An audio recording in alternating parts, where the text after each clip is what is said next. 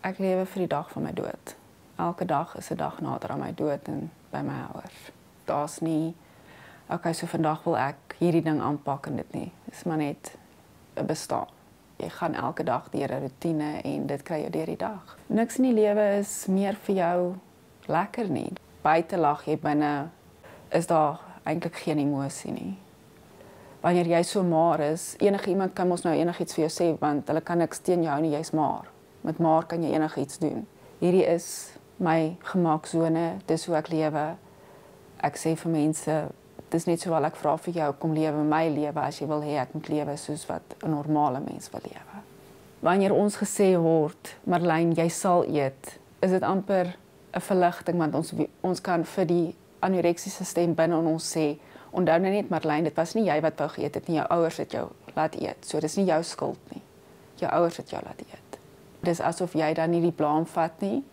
As jy eet, dis okay, want jou ouers het gesê jy mag eet. Dit was nie oor dat jy wou eet nie. Jy was nog steeds sterk. Dit was nie jou keuse nie. Hierdie is 'n baie selfsugtige siekte. En solank jou wêreld okay is, kan jy nie omgee oor ander nie. Ons hele lewe het gedraai om my siekte. My ma en my pa het beide baie gedoen om my te help. My sussie was in die agtergrond.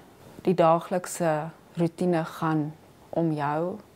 Soos as my ma gaan kuier het of ons sou na my sussie toe gegaan het, sy moes 'n sekere tyd moes ons terugkom want dit is my eettyd. Daar's geen impulsiwiteit nie. Alles moet beplan word. En hoe meer jy dink jy's in beheer, hoe meer uit beheer is jy. Hierdie is die maklike uitkoms. Om gesond te word is 'n moeilike keuse en is 'n keuse elke dag. En ek kies die maklike keuse.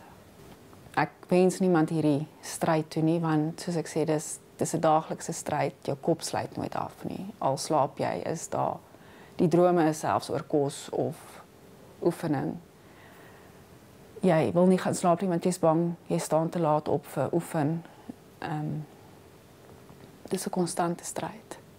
En jy verloor 'n lewe. Jy ervaar nie 'n jong mens lewe nie. Jy doen nie. Alles in jou gaan dood.